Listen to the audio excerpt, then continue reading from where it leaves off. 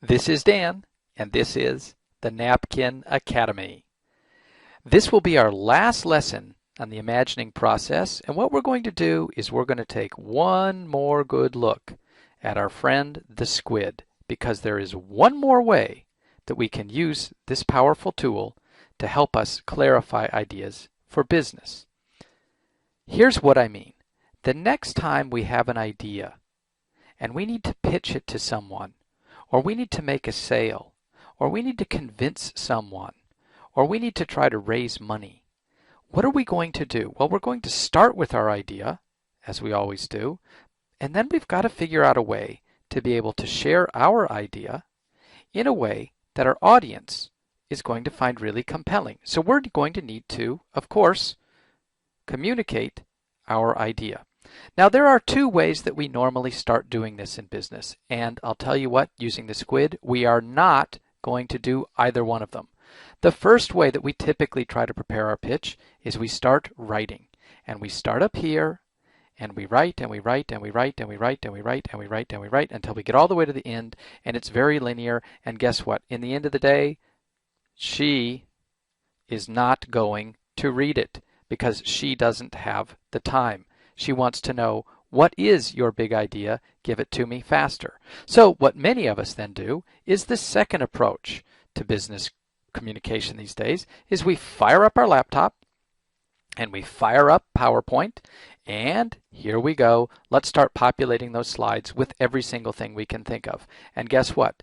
We're still going to end up with something that's not very good, because when we show it to this person, she's going to freak out for all the reasons that we've been talking about before.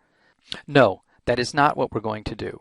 The next time we need to imagine how to put our idea together into something that someone else is willing to look at and makes sense. We're going to use the 5 letters of the SQVID as the ultimate business story outline. And let me show you what I mean. We're going to start with our idea, and then we're going to make right up front a very simple statement about it. And that's how we're going to begin. And then we're going to elaborate on that statement. And then we're going to say something about how does it feel. And then we're going to talk about how would we measure it. And then we're going to talk about what do we think we need to do to achieve a different vision. And then we're going to say what steps do we need to take to make that vision happen. And then we're going to say, well, what would that look like by itself? And then we're going to say, well, how would that compare to other ideas? And then we're going to say, so here's where we began, and we're going to end with here's how it's going to be different. We are literally going to use the SQVID as an outline. Let me just take you through an example and show you what I mean. So let's identify a simple statement about a big problem. And the problem that I want to share with you as my thesis problem is that over the last couple of years, in particular beginning in the year 2008, Detroit, the Motor City, city that used to be sort of the heart and soul of American manufacturing, has really started to die. Might as well go ahead and, that's my simple statement, draw a tombstone. You want me to elaborate a little bit more? Over the last few years, General Motors has gone through so many levels of restructuring. Ford has come near to bankruptcy. Chrysler has come very near to bankruptcy.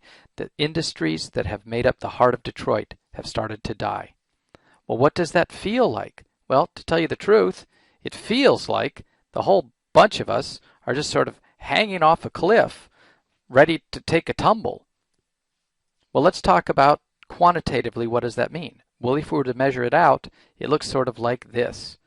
Well, I can get a little bit more specific for you. Here are light vehicle sales from 1997 up to the year 2009. And look at this. Sales were going up, sales were holding. And what's happened since the recession came in? 2008, 2009. Look at what sales are going to do. That's when we start talking about Detroit is dying, and I can measure it for you. Well, listen, we need to do something about it. What might be a possible solution?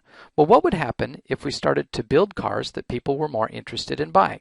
One possible solution might be to start building hybrid cars, cars that have a little plug coming out the back that allows to charge them up. Goodness knows the sales of those kind of cars have been going up around the world. Maybe that's something that Detroit should start to do. Well, if we were going to realize that vision, how would we need to do it? Well, the first step is we need to react. We need to see what's going on in the automotive industry worldwide and make changes. Then we need to think about retooling so that we could build a different type of car on the assembly lines that we have. And then we need to do a fair amount of reinvestment to make sure that we could go ahead and begin to build those cars. And what would that mean all by itself? Well, if we had hybrid cars and hybrid cars remain popular, what would that mean is that we would have people who are happy to come in and start buying American cars again. The types of cars that over the years they've been buying that have been coming from other places because hybrids haven't been made in the United States. So that's by itself what it might mean. And how would that compare to other things that we might do? Well, what would happen if we continued to make enormous gas guzzler cars that nobody wants to buy? Nobody is buying. Well, that's not going to work. And what would happen if we made really high-end, very expensive cars that nobody was able to buy? Well, the same thing would happen. People wouldn't be buying them. So that's how it might compare. If we do nothing and we continue to let our automotive industry languish because we keep building cars that nobody wants to buy, what's going to happen? Well, workers, our labor force, and therefore a vast part of our population is going to continue to be unhappy because there won't be work, and the entire nation is going to economically underperform. But if we're able to make some of these changes, what might happen? Well, we would have a workforce that could be employed again, and when our workforce is employed, the entire nation might be able to be more effective in terms of generating income again, and the economy could start to turn. So there we have a very simple story using the SQVID. And once I've got this story outline complete, my visual outline composed of my 5 questions written in order, now I can do a couple of things. One thing is I can rehearse, and I can go and deliver this story to someone on a whiteboard exactly as I've just delivered it to you. Or number 2, I can simply use it as my outline for beginning to think about how would I create a more detailed presentation that might be more formal and more final in its polish. And now we're at the end of our lessons on imagining, and we're at the end of our lessons on the SQVID, a very useful tool that has many, many applications when we're trying to become better at visually clarifying our idea. Let's quickly wrap up the 3 ways that we can use the SQVID. The first way is when we have an idea in mind and we want to think about ways that we could expand that idea to come up with multiple options. We run it through the 5 questions of the SQVID. The second way we might want to use this idea is once we've got our idea and we want to think about what might be interesting about it, what might be the best picture to show somebody else, what is it that our audience might be most interested in. Again, we take our idea and we run it through the SQVID, and it will help us understand what are the various types of pictures that might appeal to these various audiences. And the third way, the one we just summarized here, is how to take the SQVID and use it as a way to create a straightforward outline for how to convincingly tell any business story so that it includes just about every aspect of that story that we can think of in a smooth, linear, easy to remember way. So here's what I'd like you to do now as our final exercise on the SQVID. I'd like you to take any idea that you might have in your mind. Let's start with something fairly simple. Some idea that you'd like to share with someone else.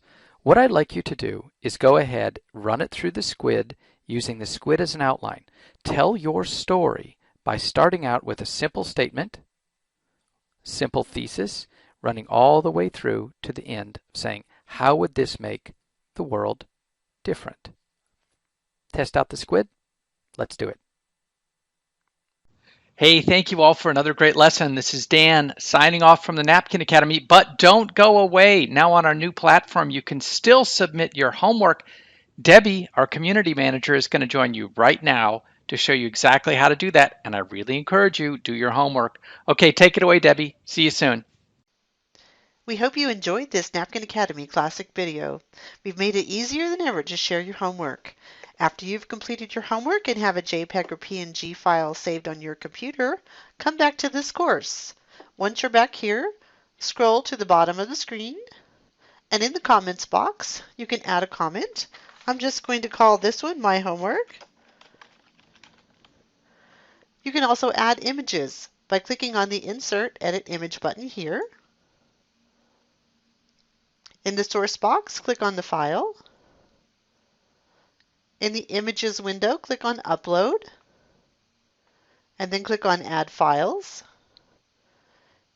This is going to take you to your computer where you can search for your images. I'm just going to search for mine in Pictures, and I'm going to choose this image here. You can also add multiple images here. Click Upload. After the upload is complete, click Close. Then scroll down, and you'll see that the last image is here, and it's checked. This is the one we just uploaded. Click Insert. I suggest in the Dimensions box you change the maximum to 1200 pixels and leave the Constrained Proportions box checked. You can also add an image description here if you'd like. Click OK. You'll see that your image has been added to your comment.